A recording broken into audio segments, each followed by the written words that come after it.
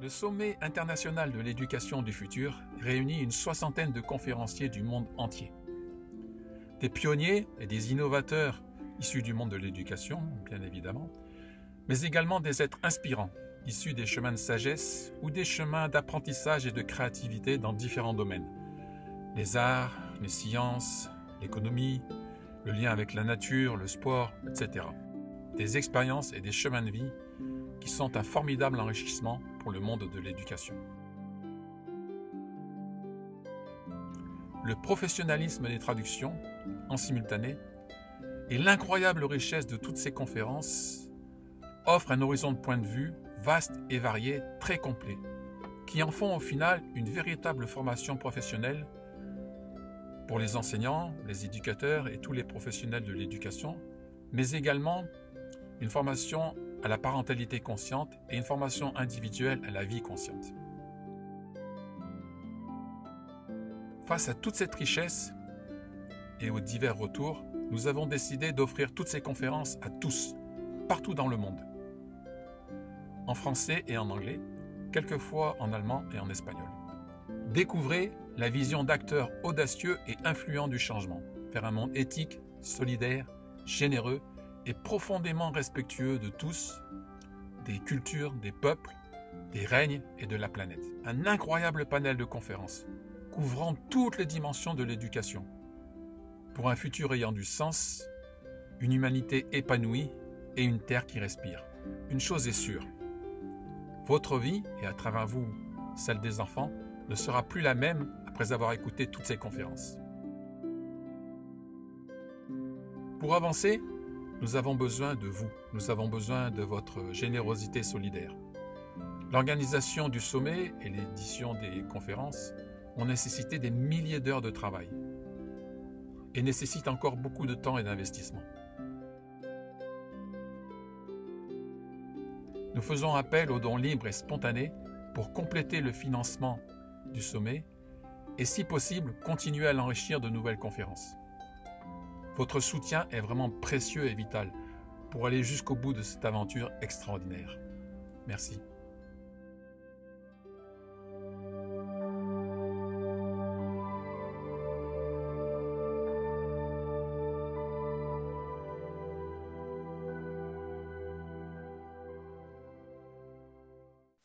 Satyanna, you're going to present your wonderful... So, Satyanna, I'm going to present, je vais représenter, votre message d'éducation que vous avez. I'm very interested in it, and you've presented some of it in my two summits, my two education summits, and you've already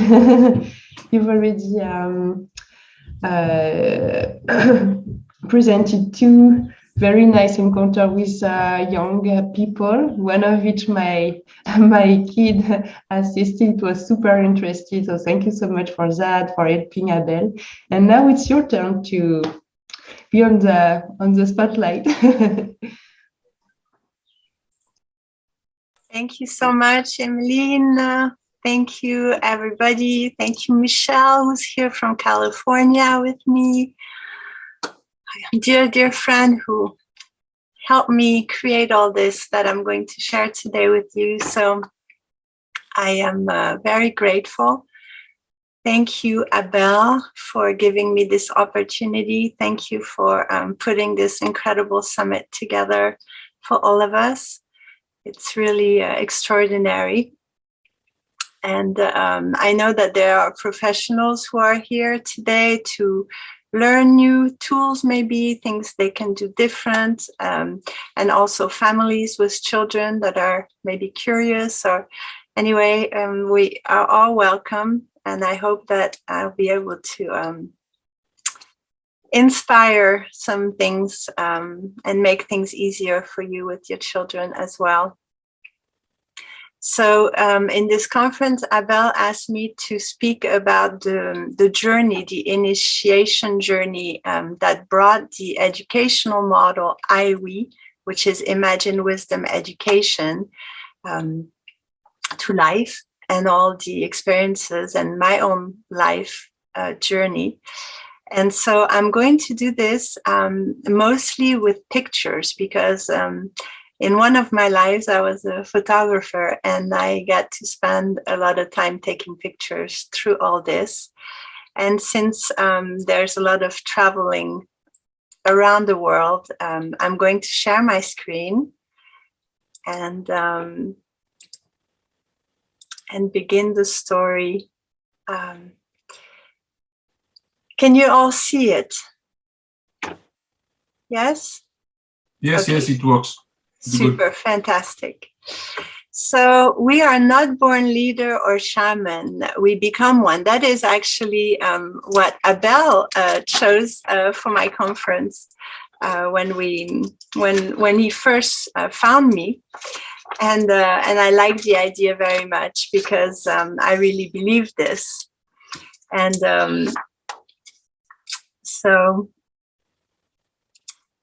okay, so the New Earth game, or the IWE educational model, is based on values, and they are listed here. So the value of love is really the foundation of the model.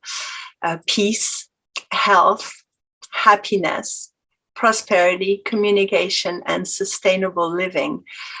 These are values that to me are essential for a life that is fulfilled and happy. And yet, in the 25 years of teaching, I found very little resources to help teachers or parents with regards to these important values. So, in the IWE model, they are the pillar of the model. And so you can see the model was created in California. And so I had it, like love being the most important, I had it at the top in the IWE model in the beginning. Now, as the book has been translated in France, I realized that it's so small at the top, and I don't like it so much like that. So we brought it to the bottom because it's really the foundation of the model. And so you can see also, we believe that children are like flowers, like lilies. They're all unique and different. I love lilies. It's one of my favorite flowers, but even within lilies, they're all different. And so lilies was the first things we used to describe the model. So the first L, of course, stood for love, as in everybody wins. That's one of the great value of the model.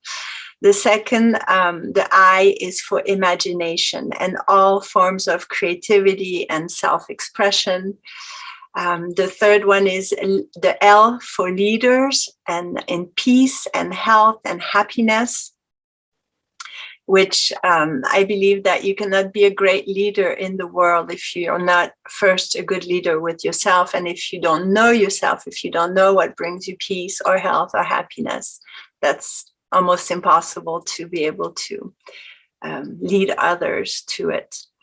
The I stands for indigenous roots, which that comes, and you'll see through the journey, you'll understand, and evolutionary consciousness. So even though it's rooted in ancient time, and it has a really evolutionary conscience.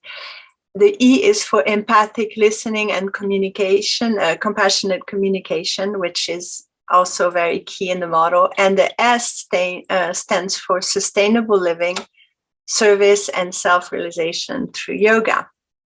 So as you see, in English, it was on top, love, and in the French book, it's now on the bottom, and self-realization to the top with contribution. So here you can see all the places where I have traveled in my life. I have been very blessed to be able to go in all these places. And it was a passion from the beginning. I had to see the world. And so I did. And the first part of my travels were really to find meaning and purpose to my life. Whereas the second part of my traveling journey was more to find other educational models and learn from them or get inspired from them. So my journey began in France, and I was born in Cannes. And then I got to go to Holland for a year when I was very young, because of difficulties. So as you see here, no mud, no lotus is how I would describe the first part of my childhood. But what Thich Nhat Hanh teaches is that the mud is actually what allows for the lotus to grow. And so I think that is my experience with life. So here you can see it looks very glamorous. It's Cannes, it's the film festival city. And you can see in the middle is my father with his beautiful car. And so from the outside, it looks really great. But from the inside, it was much more difficult. And this image represents all the people that I considered to walk their talk, as we say, just to be loving and to make a difference in the world with their wisdom and with their love. And one of the things that happened within the hard time that I had in my childhood was that I was blessed to go through Catholic school for a little while. So, and this connected me with the divine, with Mother Mary, with, it was a saving grace, actually. So I'm going to go back to tell you a little bit about my childhood so you can understand where I come from. So I'm not going to give you all the details, but just so you know that it was very traumatic. I had parents who had psychological and physical issues and abuse. I was mostly neglected. My father was a walking alcoholic, so he was never really, really drunk, but he was always drunk, and he was kind of checked out from life. And that came mostly, I think, because the suicide of my mother when I was 6 years old. So it was very sad, but it was not a healthy environment for me to grow up in. And like I said, things got so bad when I was 5 years old that my father sent me to Holland to stay with his sister because my mother was so abusive and I was so skinny and broken arm. And so you can imagine I entered my teen years, my childhood, with beliefs that were like, I didn't matter. I was not valuable. I had no value. I was not lovable. And but all this also helped me to create resilience. So like I said,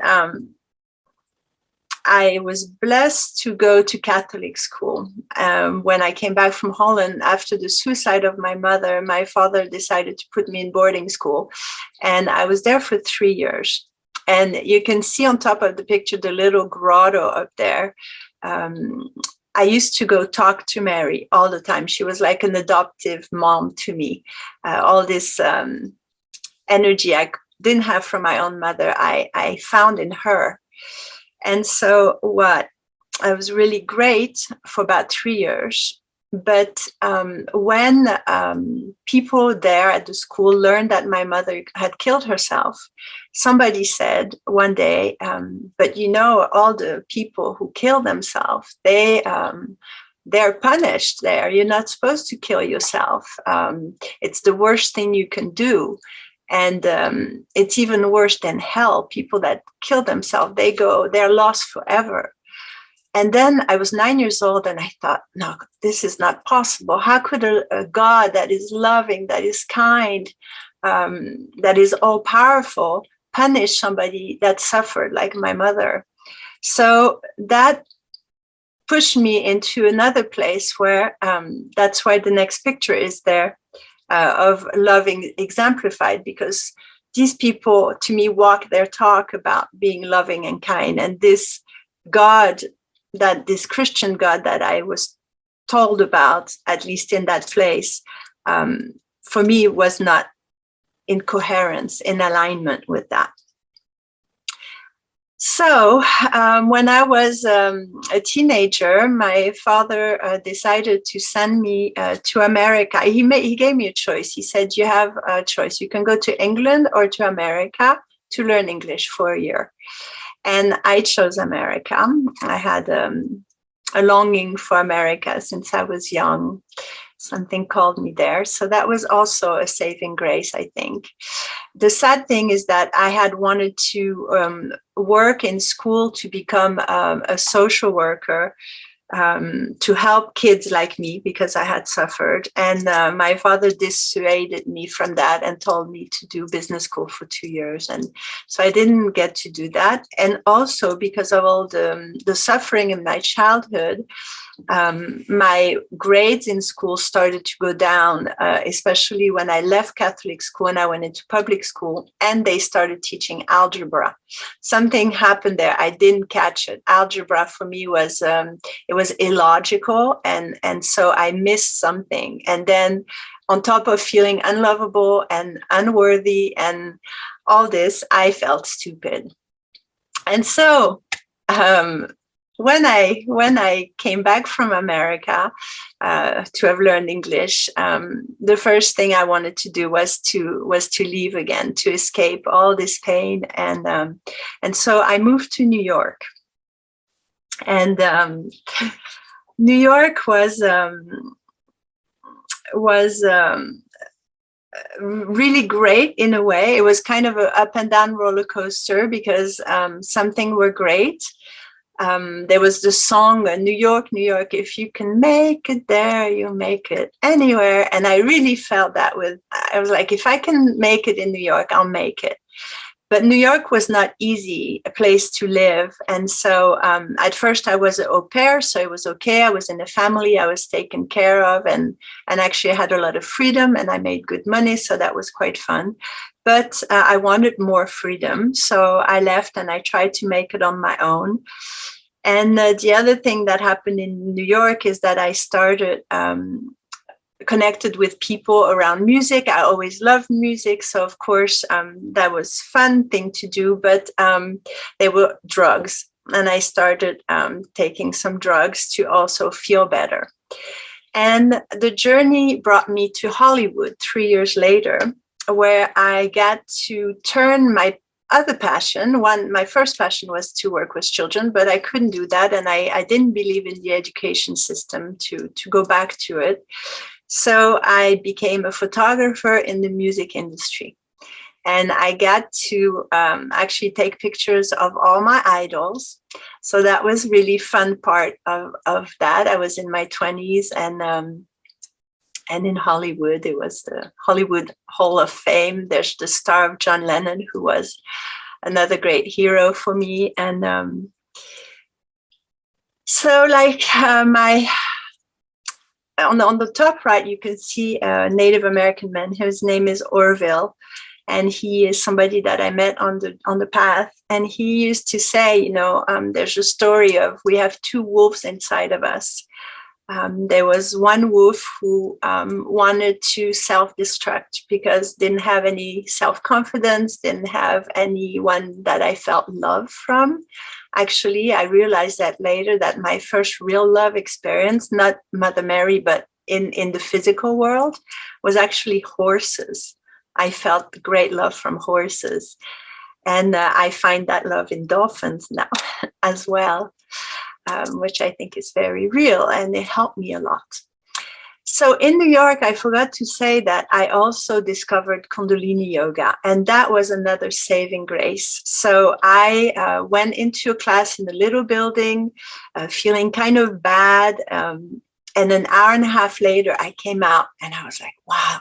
I had a really good energy. I was thinking really optimistically.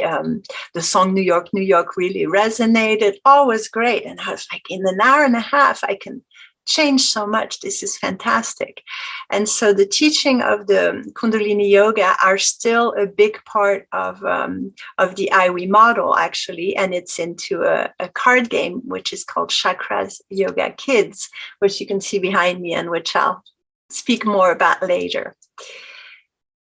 So in LA, in fact, because of the drugs and the abuse of that, I think if I didn't meet amazing people on my path, I probably would have died because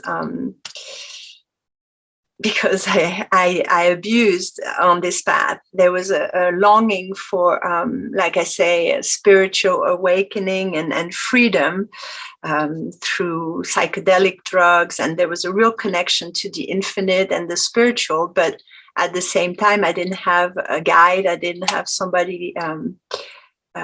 So I kind of discovered Dan Millman by serendipity, like we could say.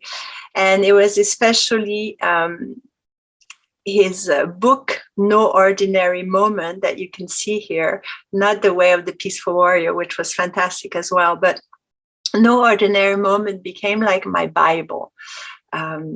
It was for everybody who knows Edgar Tolle and The Power of Now. Dan Millman talked about that about 10 years before, and it really, really impacted me.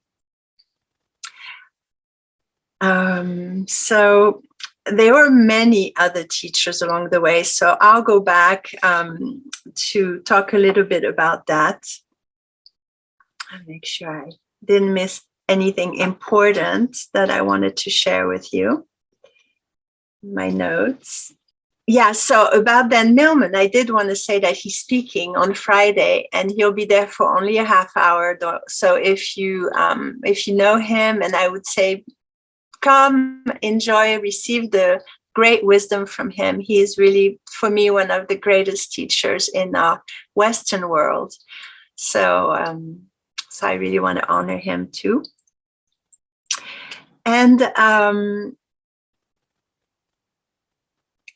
yeah, so along with him and other teachers, I'm going to share with you things that I found on the journey to health and healing. So it was Nirmala who spoke about in her kindness conference. She said she teaches people to be kind to themselves first before they can do acts of kindness for others. So it's like they say in the airplane, if something's going bad, then you have to put the mask on you before you put it on someone else. And that is why this journey happened in LA. That was like a roller coaster journey of really seeking wisdom and seeking healing and freedom, and at the same time having difficulties. So one of the difficulties was that I had intense physical pain in my body from physical abuse that I had in my childhood, mostly in my back and in my sciatica. And so it gave me so much pain that I had to go find people to help me. And this was a disguised blessing again, because if it wasn't for that pain, that's why I say I think I might have died. But that pain made me seek healing and relief, because the drugs didn't help the pain. And so I found other great teachers. The first person I discovered was a kinesiologist. And he was fantastic, because I had very little memory in my childhood.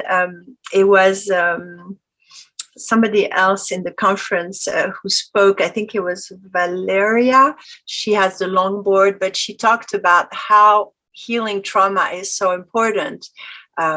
Because when we've been traumatized, we are kind of stuck. And for me, I think I had gone out of my body a lot from the trauma. And so this kinesiologist helped me to find things in my body, which really blew me away. And for example, in one session, I felt really bad and feeling like I was nauseated. And he started testing me and asking my body. And he said, say something happened, mother, father, before 10, before 2. And what we discovered through this detective game was that at the age of 2, something really strong happened with my mother and with my stomach. And so I didn't know what this was. And I called my father in France to ask him, did something happen when I was 2, when I was with my mom, with my stomach? And he said, yeah, as a matter of fact, you had eaten some of her pills and you had to be taken to the hospital in emergency and you had a stomach purge. And so I didn't know, nobody ever told me this. So imagine that, I had a stomach purge at 2 years old. They put like things in my throat and I don't remember that. I was out of my body. I was out of my body a lot. So this kinesiologist brought me back on my body and showed me the importance of getting rid of things from a physical space. So on this journey, looking and searching for peace, I did a workshop that was called Omega. Omega was an extraordinary workshop. It took 3 days, and all the people who helped facilitate this workshop were actually, maybe I'm going to take off the screen sharing to talk to you about this. So the people that helped facilitate this workshop, they were all volunteers.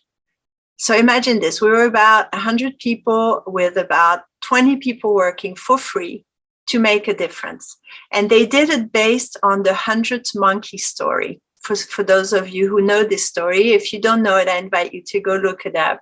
But the idea was that they were going to touch the one extra person that if that person got moved and inspired, the whole world would shift and we would all be in a blessed state. And one of the things they asked me during this workshop was, if it was up to you, and then there was 2 big things that happened. One of them, I had my eyes closed. We were all in a circle and they came behind you and they gently caressed your hair and they whispered in your ear and they say, it's never about them. It's always about you. It's never about them. It's always about you. And so that was one of the big teachings that I got.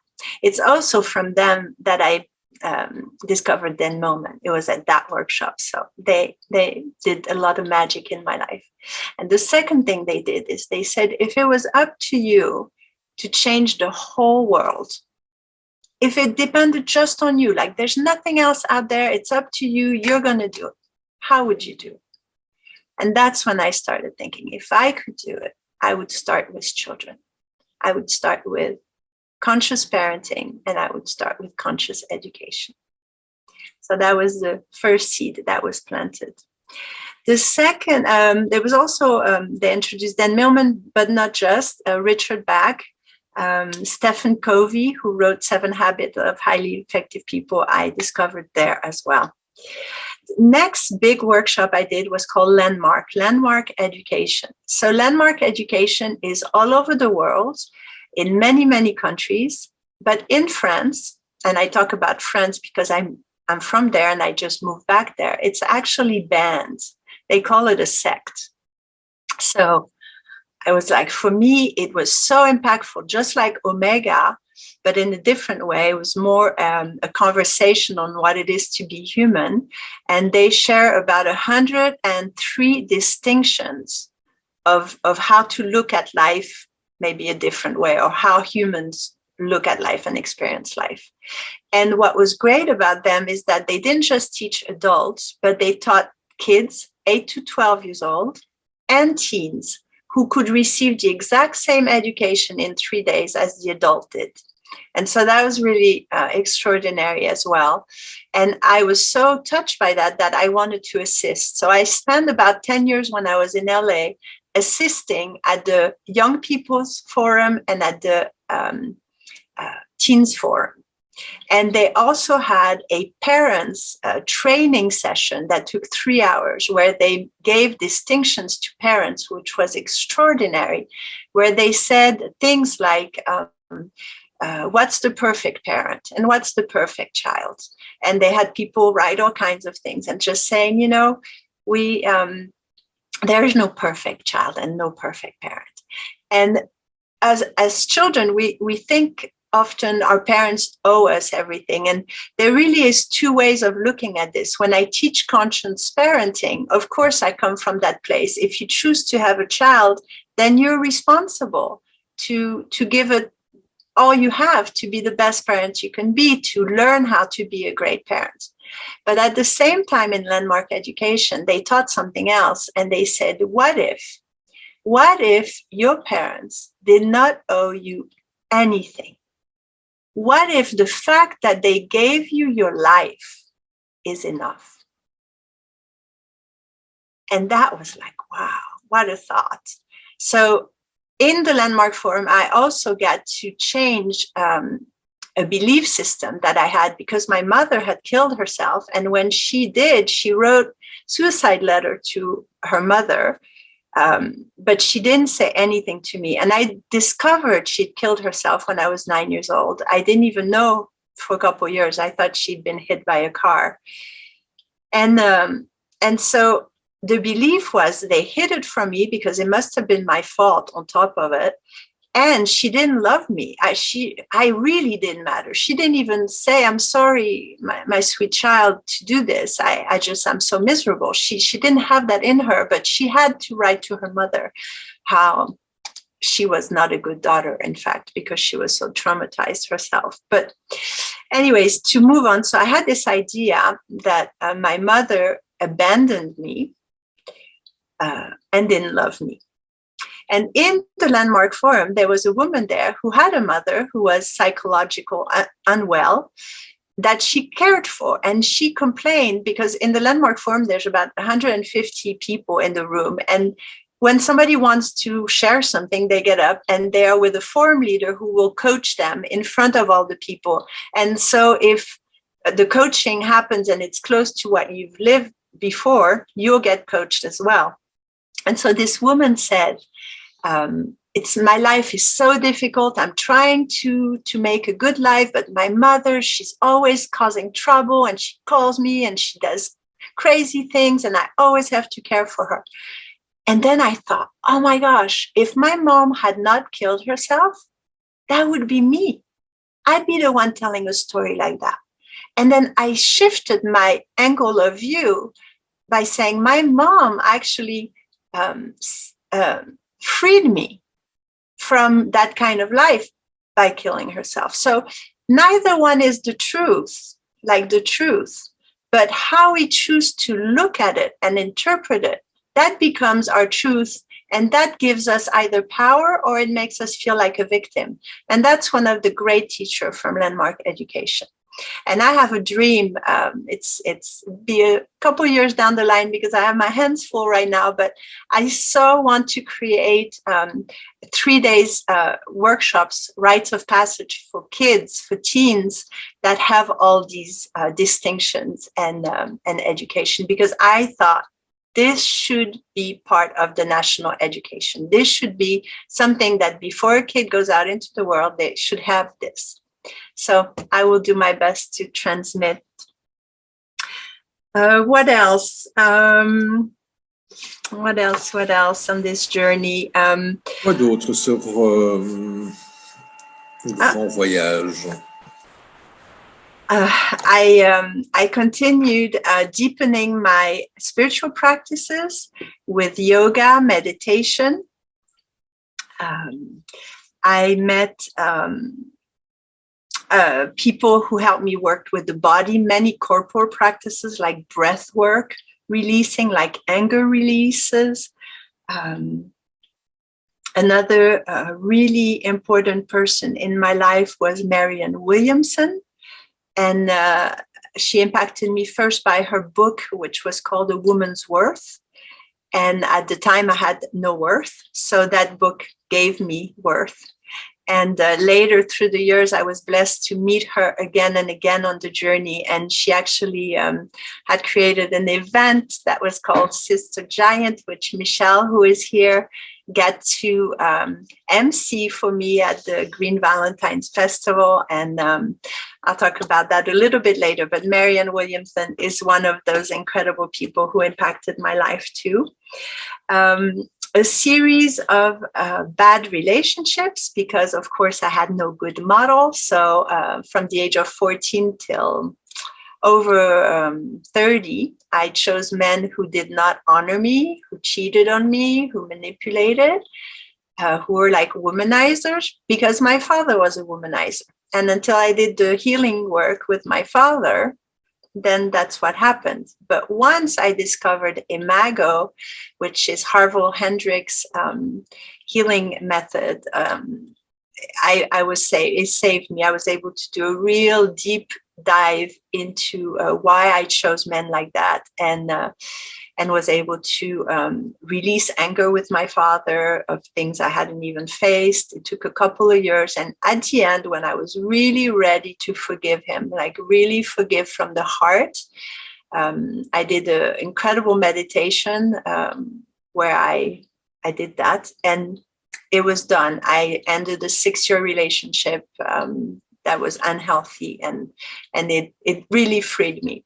So, but I had to learn from Harville Hendricks and the Imago therapy. I had to learn from also, I didn't have to learn, I was blessed to learn with a woman called Alison Armstrong, who I ended up studying with for many, many years and getting trained in her work. She's extraordinary. If you don't know her, she has a site called understandmen.com.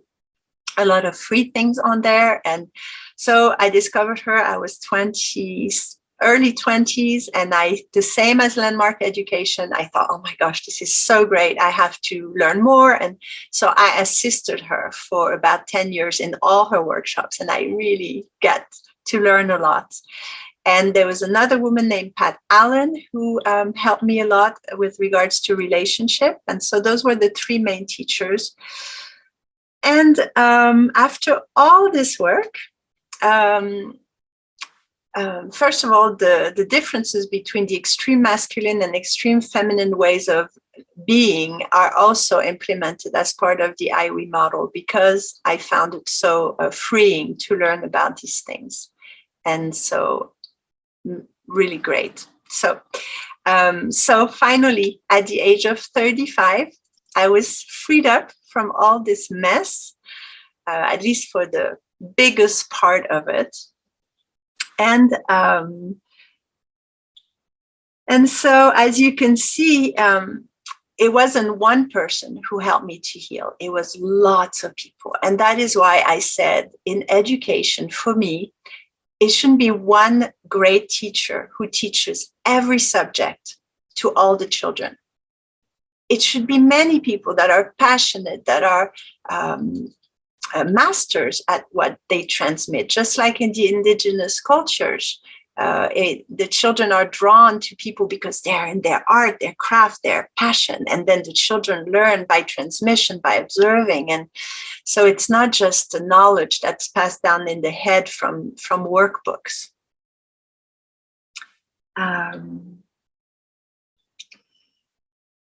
So we're going to continue with the share screening for the next part of the journey. So traveling. Now the travels were because I wanted to enrich my soul, to say, and I was longing for heritage other than my family of origin. So I went to travel to follow the path of the ancient pyramids, which always inspired me. And so I'll show you some pictures. I went to Cancun, and Tulum was so beautiful at the time when I went. There was not a lot of tourists. There was Tikal in Guatemala and Egypt, the pyramids in Egypt, Lake Titicaca, Bolivia. So I'll share a little bit about just those, because it fed my soul. These are, I want to show you the runes of Palenque. The ones on the bottom right are the runes of Palenque. And I actually, when I got to Palenque the first time, I felt like I was home. It was like, wow, I really strong experience of being home. And so that was very powerful. And the next very powerful place for me was Machu Picchu. Machu Picchu was where, in fact, I called forth the spirit of my child, Christopher, and my angel. And he did come to bless our lives, Christopher. But he didn't stay very long. So he was my greatest teacher, my greatest gift, and at the same time, the most difficult initiation journey. Yeah, I go there because you can see the picture of Reverend Michael. Reverend Michael had a center in LA called Agape, which I was really great. It was non-dominational teachings of spiritual truth and inspirations. And there was movies like The Secret, like Down the Rabbit Hole, like things that also inspired me along. But when Christopher was sick, because he had an inoperable brain tumor is what happened, we were able to bring him to Agape, and Reverend Michael had a healer that he worked with. His name was Moses, and Moses fell in love with Christopher, and he decided to work on him for free. He just said, just bring him to me. And every week I drove from Laguna Beach to Los Angeles, and Reverend Michael did a healing on him as well. Many people did healings on Christopher. They came from many different places. We had a lot of support from the community, who actually, the people in Laguna Beach did 2 fundraisers.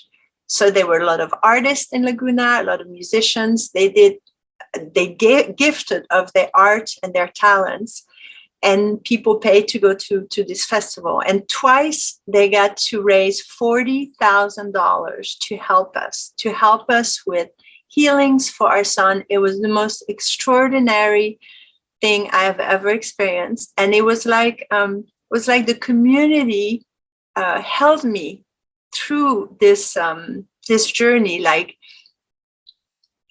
it was such a blessing that when it was finished, I really wanted to give back, and that's how the Green Valentines Festival happened. But it took about 8 months to do everything that we could to help Christopher, and I'll share. No, I won't go into the details of it. It's enough. So just to say that when I had connected with Mary, I had gone back to the grotto, and this picture was taken of Mary, of the little grotto, and you can see all the energy that moves. It was like, I don't know how it happened. There was like 3 shots, 2 were normal, and the one in the middle was just like that. So many times in my life, Mary came to give me her energy.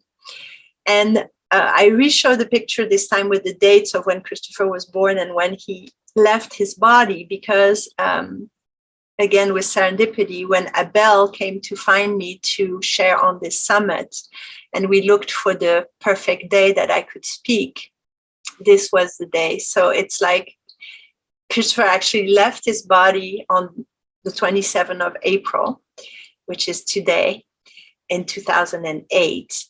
And he was put on the life machine for about a week. They wanted to do just one day, and I was like, no, my father's coming from France. You have to, not ready. And so anyway, I was able to get a week before they stopped the machine.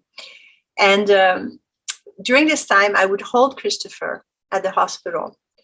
And what happened is I was holding his body, but it felt like his whole energetic body was going way above my head, filling the whole room and beyond, to the side and below me, like he was holding me. And that was really one of the first experiences that I felt from after Christopher transition. He came back to me in many different ways. But one of the things that I wanted to do with him was to take, when he was sick, I wanted to take him to Hawaii to swim with the dolphins. And so after he was gone, I actually was led to do this myself. And it was very, very healing. As a matter of fact, yeah, I won't go into the details of that either. So we don't have so much time. There's so much I want to share with you. So one of the things that happened, another gift, is that Christopher continues to bless me on the journey. He comes to me in butterflies. So you can see on the pictures on the left, it was 3 years ago on my birthday.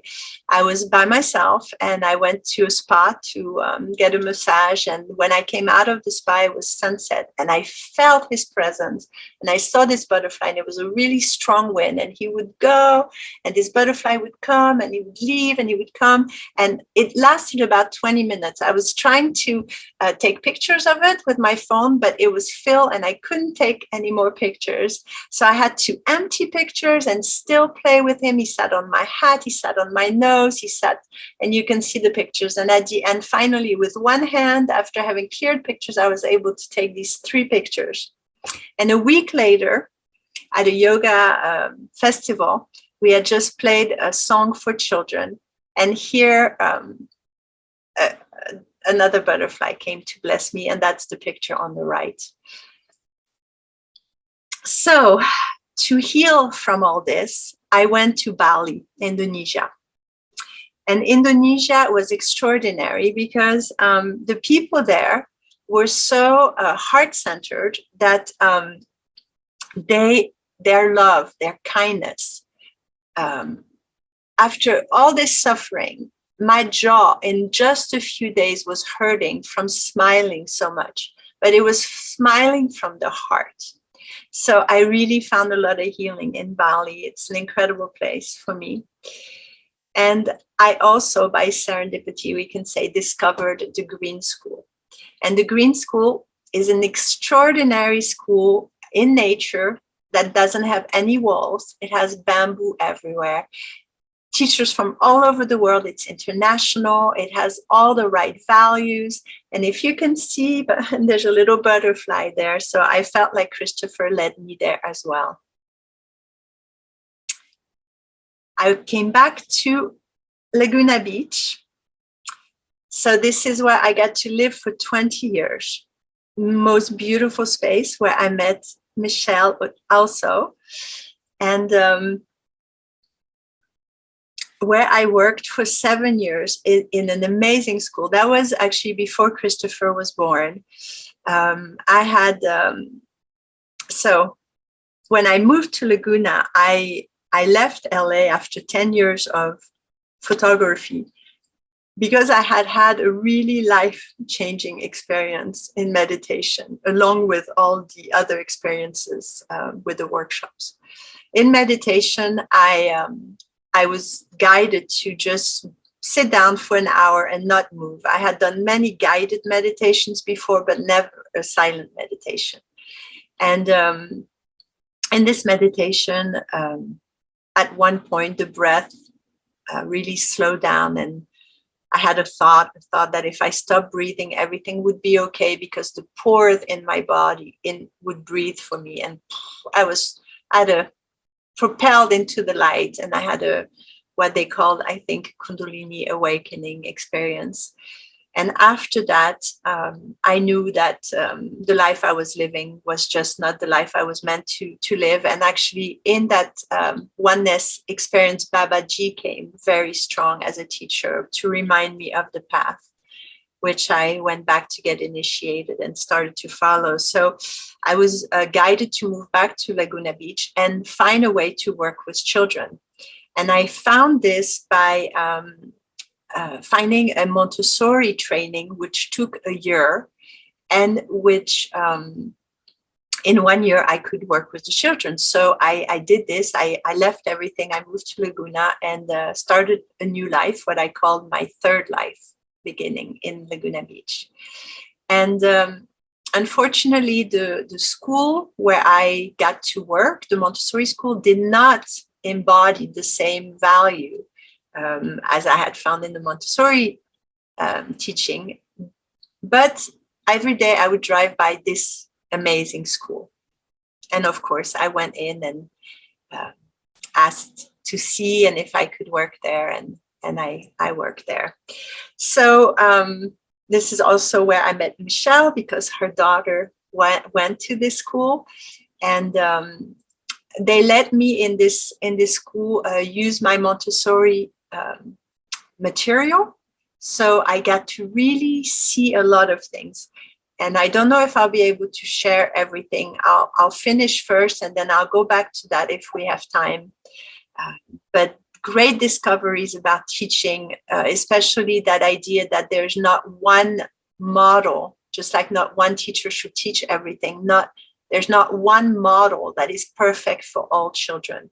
And so IWE became something that's like, I try to find the best of everything that I found along the way, including in education model. So IWE is a mixture of Montessori, which is really a strong foundation, as is Steiner, which is this Annalise school, was a Steiner-inspired school where we taught 5 languages and a lot of art, a lot of great things, animals. So the parents whose children I had worked with, when I came back, asked me to continue working with their children. And this inspired what I called the Genius Connection play shops.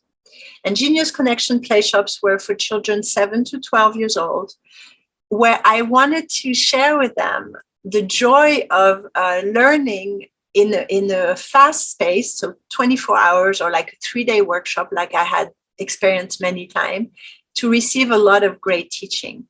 And the first one we did was with Earth Roots, which was in the conference, we heard from really great people. And one of them was Cecile, who made the film The Other Connection, which is based on the teachings also of the 8th shields, which Earth Roots was based in, came from the Bushman tradition and a lot of ancient teachings. So we had our first play shop was about this. We had many others about nonviolent communication, about exploring the chakras and the crystals.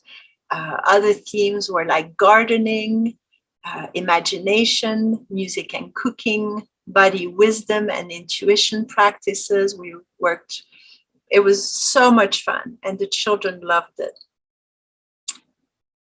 I also started the French club, which was also inspired by Annalise because of the languages, and Montessori because we know that the child is like a sponge that absorbs everything. So learning language before the age of 6 is fantastic. They just absorb it while playing. So this was what it was about, a full immersion program with lots of things.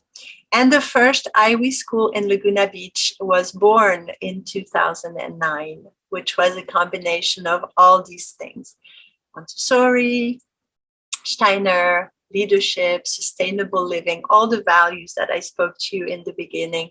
We actually get to really live them. The next journey of my trip was in India. So India, I got to visit Babaji's cave, who had come to me in meditation, and it was extraordinary in the Himalayan hills. I went to Rishikesh to see where the Beatles were and got to sit by the Ganga and see pujas and so much devotion. I went to Vrindavan to practice chanting So you can see on this picture Bhakti Fest, which is a festival that I did for about 10 years with Michelle also, which was all about chanting and breath work. And it was like Woodstock, but without the drugs, all about love and connection and sharing. And so all this is also a great part of the model, this reverence for life. And in the middle of the picture, you can see Larissa. We'll speak about her again. Krishna Das, wonderful people. And then I ended up in Oroville to meet the teachings of the mother, to visit children's school, the school that was based on the Oroville and Sri Aurobindo's teaching was in fact in Delhi. And I went to see a kindergarten class that was like in a hole. All the children were like inside the earth, like the Pachamama was holding them. There was no wall, and they were doing their work in this classroom. And it was amazing. A lot of work is outdoor and based on values. Again, Oroville, all the petals that you see under are values or real important parts of the human spirit. And then what I wanted to say about this is that I didn't get to study a lot with Sri Aurobindo's teachings, but when I heard Ramchandra speak about it and other people along the way, what I realized is that this way of teaching I received from Thich Nhat Hanh. So it came from Vietnam, but to me, Thich Nhat Hanh is an extraordinary teacher who I was blessed to meet, spend time with, and who teaches the way of the mindfulness of the present moment. So we go back to Dan Millman, to integral teaching and the practice of mindfulness in all that we do: mindful eating, mindful walking, mindful sitting, mindful communication. And Thich Nhat Hanh wrote a book because he loves children. He wrote a book before he passed. He passed this last year. Transitioned from his body, and he wrote a book called Happy Teachers Change the World. I highly recommend it. It's translated in French as well, and it gives many, many different techniques, tools to practice mindfulness with children and teachers. The last great influence in this journey were the books of Anastasia, which came from Russia. So I didn't actually go to Russia, but I was fed this teaching. Anastasia created schools in Russia. These schools were places where children and adults created together. First of all, they all built the school together. Everybody participated, even the tiny little kids. Maybe they painted a tile or a piece of wood, or everybody did what they could to create the space. And I thought, wow, that's fantastic. That's what we should do when we first come together, is create the space that we want to study in, and everybody should contribute to that. And so that went into the model as well. What else? And the thing that everybody learned from each other. They were not a teacher who knew everything, and then the children had to learn from them. The children were as big of teachers as the teachers themselves, which inspired the book ABC of Conscious Parenting.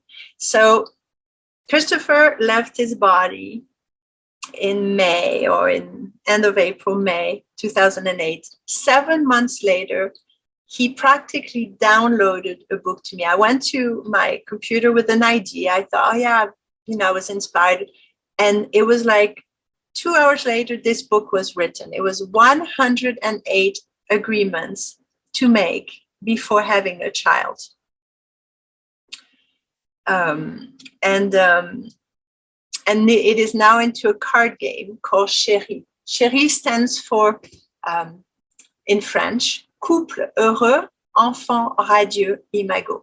In English, it means happy parents, a happy couple, gets radiant children.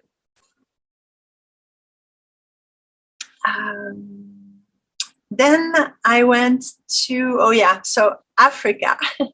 So Africa, we didn't put the dots there, but I went to Morocco, and in Morocco I did water ceremonies too with crystals. And so the next image speaks about crystals, because another influence in my life, and it's hard to say it's an influence, but it's almost like I have this really, really strong connection to the mineral world.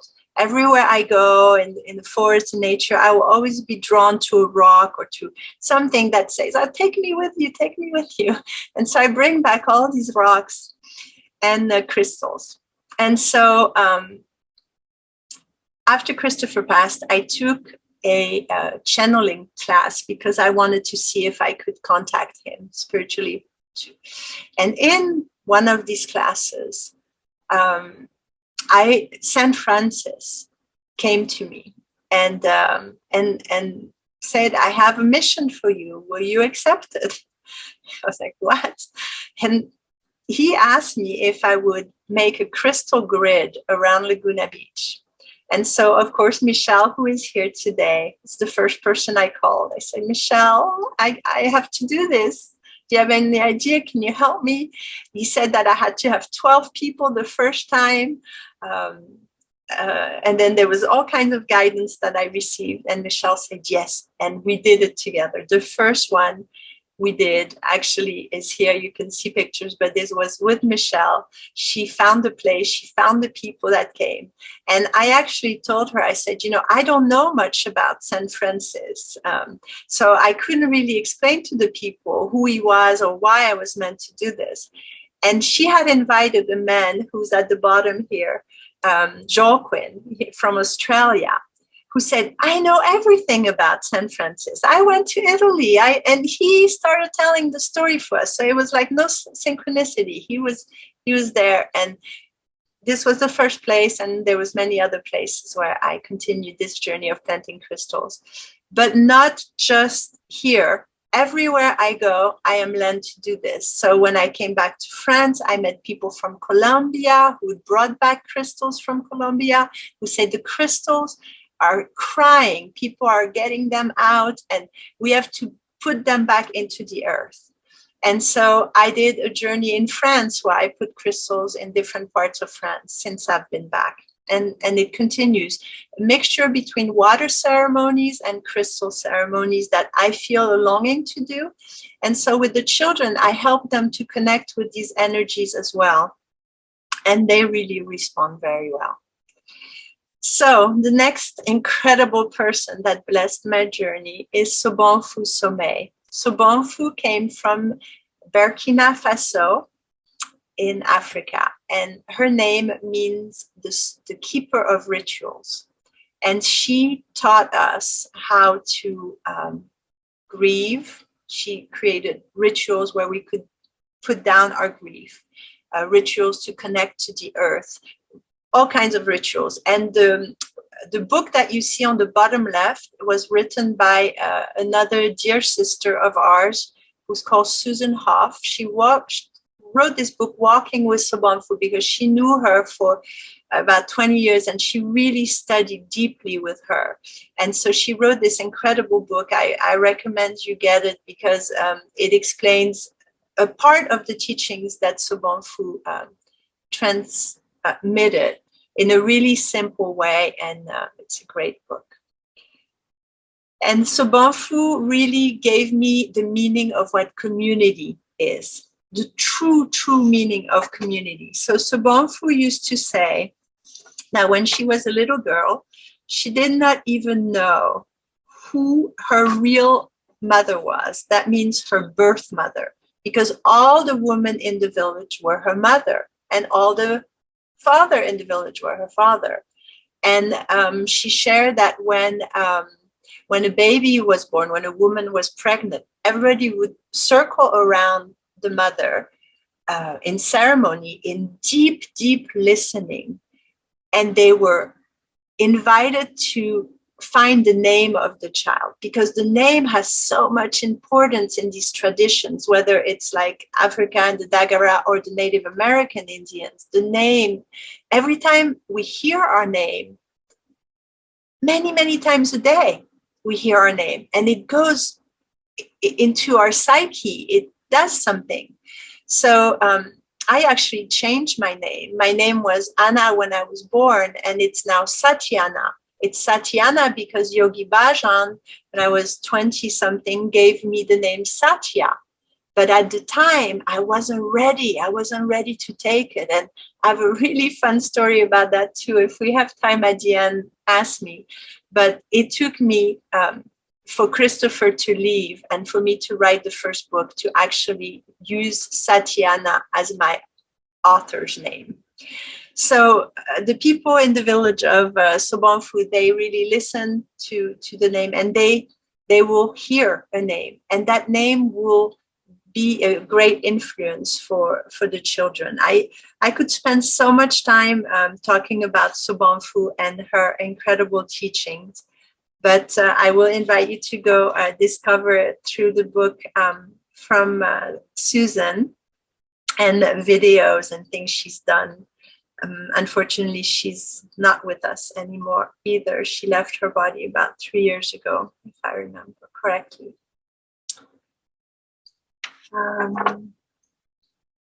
So in Laguna Beach with Michelle, we also did a lot of other great things. The picture on the bottom that you see, it's called Giant Rock. And Giant Rock came from a prophecy from the Native American that said that this big rock would break. But if it broke in a big way, it meant the end of the world, as we know it, like really bad. But it broke only a little piece. And so Michelle invited us many times to go along with this to another place called the Integratron. This is Michelle. She's with us, but you can see a little bit more about her. She speaks on the radio called Awakening Code Radio. She is the MC for Disclosure Fest as well. And I have to say that she did her first emceeing event at Green Valentines Festivals. So it was like, I initiated her into, and now she's like spread her wings so far, and she's asked by so many people to speak for her. And you can see also on one trip that we took in France, because I took her on the sacred journey of Mary Magdalene in France with the people that are on the bottom. And there we got to go to a Sting concert, which was really amazing. We were outside listening, and at the end I actually got to meet Sting, and you can see it was very sweet. And on the other side, you can see us with Nassim Haranim. I always don't say his name good, but he is, to me, the father of quantum physics in the new era that we live in. He took on from Einstein. He's a modern Einstein. But yeah, I was going to say, but different in the heart, but it's not true, because Einstein seemed like a great, loving person. As well, full of imagination. So here's the Integratron, where we would go regularly to do sound healing. There's no metal at all in there. It's an incredible place. You can look it up as well. It's called the Integratron.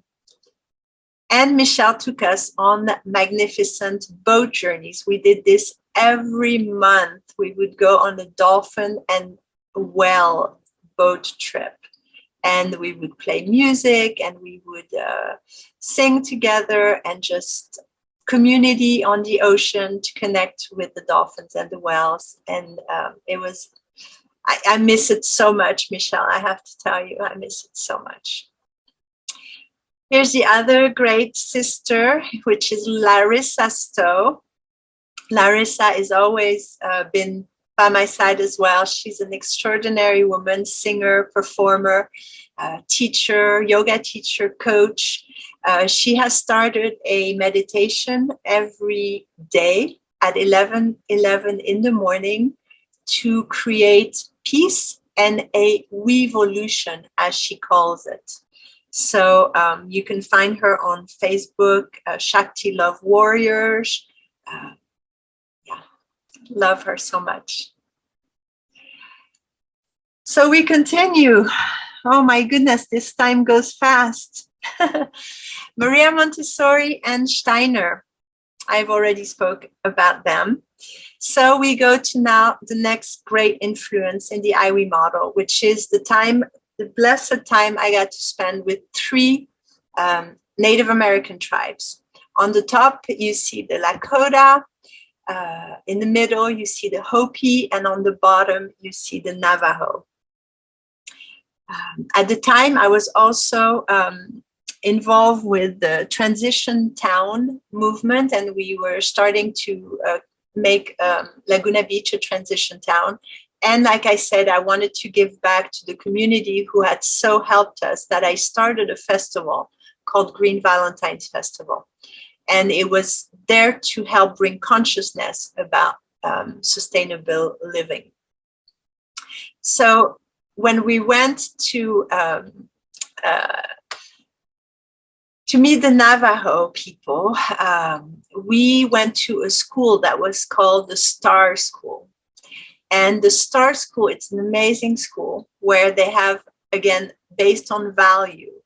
And it's in service to all relations. That's what STAR stands for. So they teach tradition. They teach the children to not lose their roots. So to be able to write their name in their own language, to create shelter, to love on nature, to cook together, to tradition. And on the bottom right, you can see that they have plastic bags. They went to the river to collect garbage and trash, to this consciousness to protect the earth. We also got blessed to do water ceremonies with the Hopi, but also with Dr. Emoto. We did a ceremony to close down a nuclear power plant in San Onofre, California. And we prayed and we sang and we made our intentions for that with the energy of the water, and we succeeded. This power plant was shut down. Yes, before Dr. Emoto left his body as well. So this brings us to the Dalai Lama's 80th birthday, which the Hopi were invited to do an eagle dance. And we were invited to with Michelle. Michelle hosted the people in her beautiful home, because she has a castle that she lives in and she has space, and we got to spend a lot of time in her home. The pictures that are taken were there. You can see Mama Louis and his translator Jorge. So they spoke about, please take care for the earth now. It is time. We have no more time. It's urgent. It was a big call for action. As Solène also talked in the summit about this, as other people say, it was also Ramchandra who said how the Western comes into these indigenous cultures and wrecks everything, brings plastic, brings alcohol, ruins everything. And so it's urgent that we repair all this. So this was the message. And this is where I saw Reuben and his 4 children do the eagle dance on stage in front of 80,000 people. This is why I say that we're not born shaman or leaders or dancers. We learn and we become it with the right people, with the right teaching, with the right training. So this was more time spent with the monks who came and did sun mandalas in Laguna Beach. This is my Lakota friend who brought me to a sacred sun dance as well. Sacred sun dance, that was extraordinary. Here are, again, all the people who are for the Dalai Lama celebration, the children. You can see the Kogi, the Hopi, everybody together. And my other great influence was from the Lakota. So Soldier Bear, who taught me a lot about his childhood. I became very close to him. He's still alive. And maybe one day he'll come to France to share his wisdom here. He likes to travel and share. He's very, very wise. He would tell me that the Native American, from his tradition, they knew all about the stars and the cosmology without ever having to learn from a book. They knew from listening, from connection, from passing stories from one another. So some more pictures of these amazing times spent together. And you can see Mama Louis is blessing crystals in his hand for me. So, and you can see Michelle and I again with crystal skulls, and a lot of this energy kept moving even with the Kogi people. So the common elements that I found in all tribes that I met, and which you will find in the model, and which I think are missing in our society, in our Western society, are a big family that supports each other in all ways, honoring children and elders with love. Music, art, dance, beauty in full expression in the foreground and the background. A great natural connection and respect of nature. Local, simple, healthy food cooked with love. The power of storytelling by the elders, often by the campfire in the evenings. I found that in Morocco as well, in the desert of Morocco. We lit a fire and tell stories and sang songs. The sacredness in life itself and the great mystery of life that is honored with reverence, a reverence for the mystery and the greatness of life. Gratitude practices and sustainable living practices.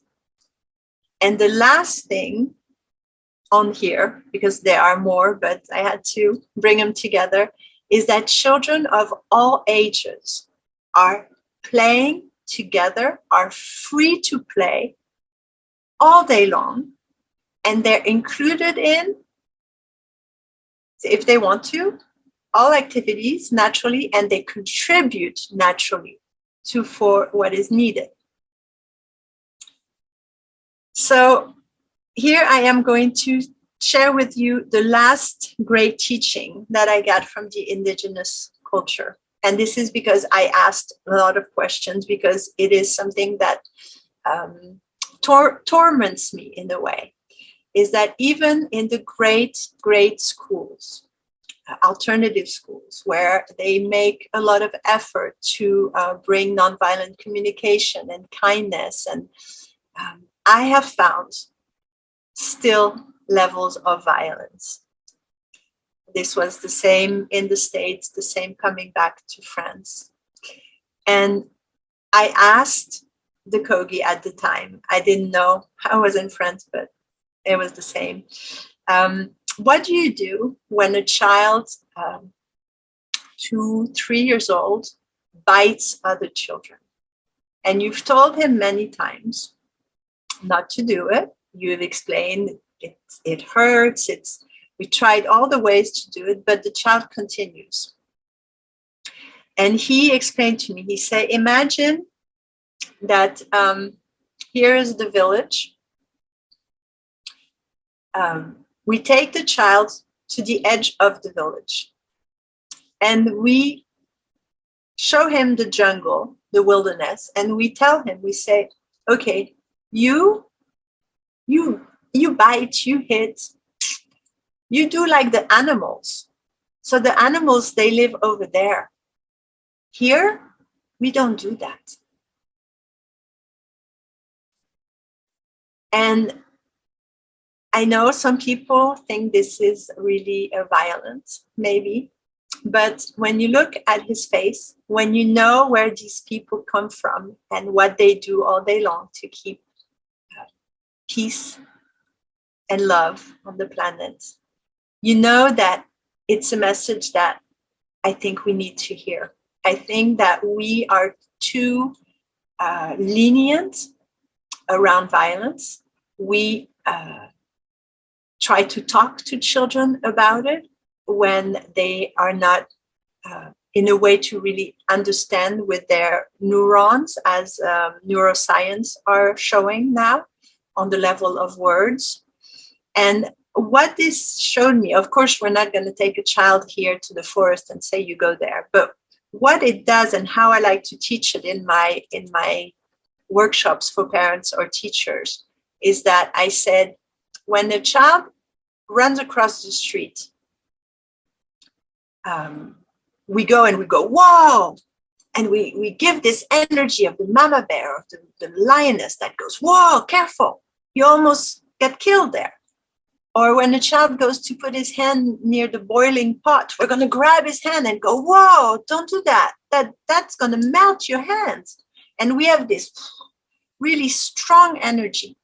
And what I like to teach and invite you to consider trying is that when a child hits or bites, that you do the same. You take his hand and you have this energy that go, whoa, that's not okay. We don't do that. That's just not okay. And that the child feels at once that this is not an option. So this is a great message I received. When I come back from France, I met Frédéric Lenoir and his organization SEV, which teaches philosophy to kindergarten. And it's extraordinary. I did the training, and what used to be talking stick circles in the IWE model is now philosophy circles. And it's become one of the favorite things I love to do with little ones as well as older ones. I didn't talk about Bhutan, which also inspired me because it's a country that measures its success by the happiness of its people, the well-being of its people. Didn't talk too much about the mixing of the elders and the young, but that's part of the model as well. Gratitude. Peace begins with us. So there's many ways to teach peace. There's nonviolent communication, there's meditation, there's yoga, there's conscious parenting, conscious couple instructions. If the parents are happy together, the children automatically feel better. There's so many ways to teach peace, but the most important thing is to teach it as early as possible. And so the Dalai Lama said, if every child would meditate at the age of 8, we would have peace on earth in the next generation. John Lennon imagined all the people living in peace. We use puppets, drumming, music, intuition practices. We develop intuition, self-realization through yoga to find true happiness. The New Earth game. So I get to it at the end. It's in 3 parts. It's conscious parenting with Sherry. It's Chakra Yoga Kids, which is the IWE educational method into a card game, and it comes with training for parents and teachers.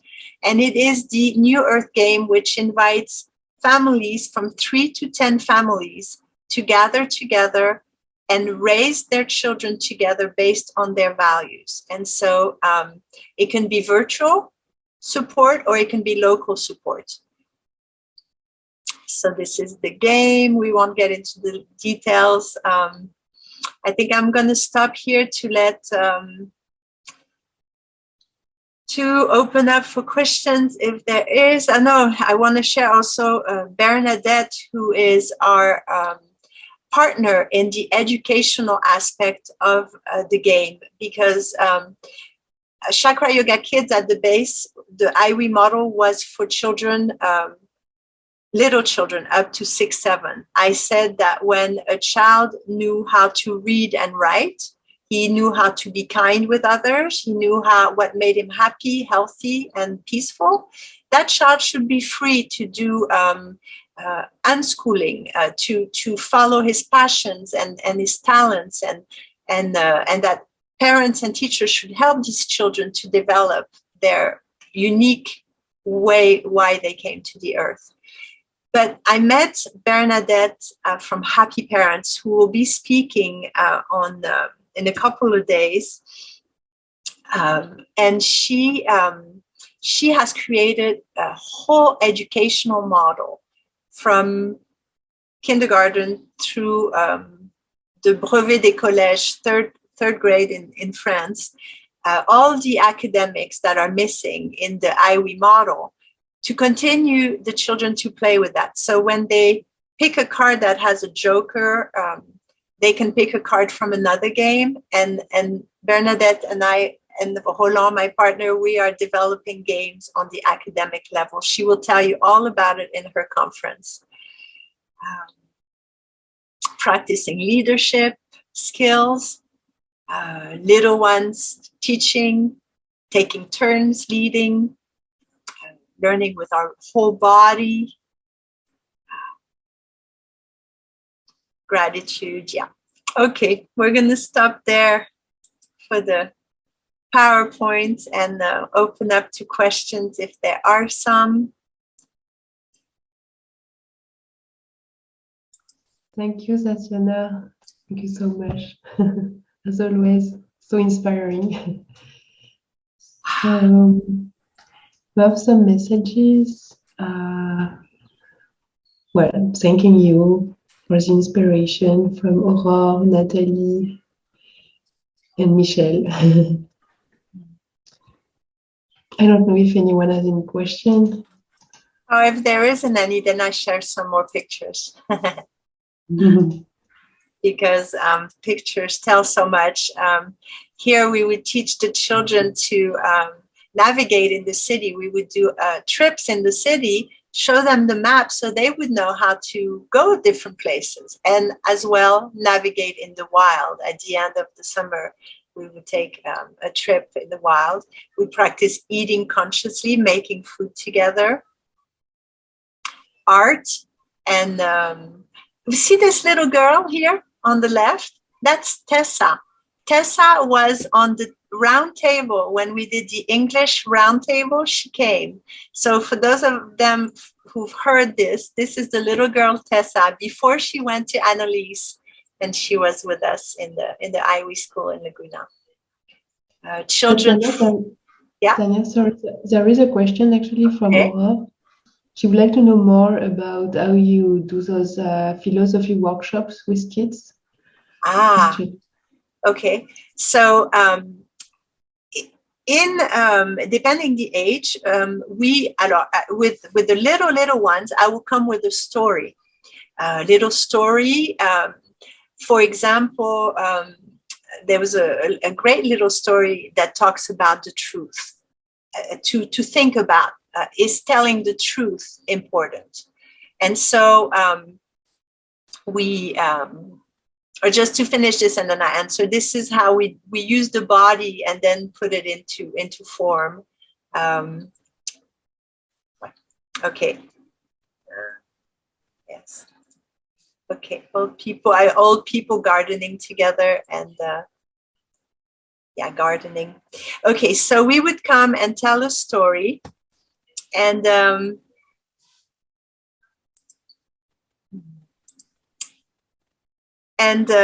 say, okay, you're in a forest, and no. First, we say, is it?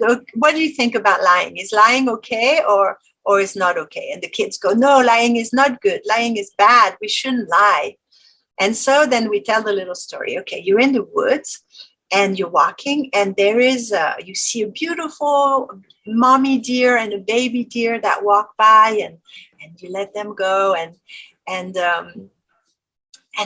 5 minutes later, there's a hunter that comes with a gun, and he says, "Did you see a deer near here?" What would you say?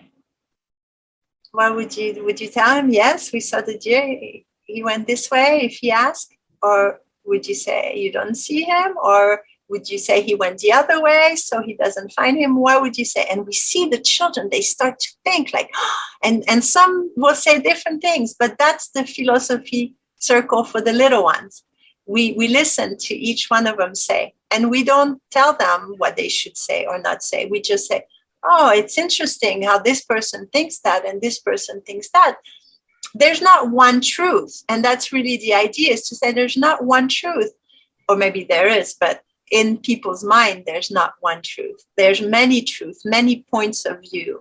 And so that's one of the things we debate in the philosophy circles.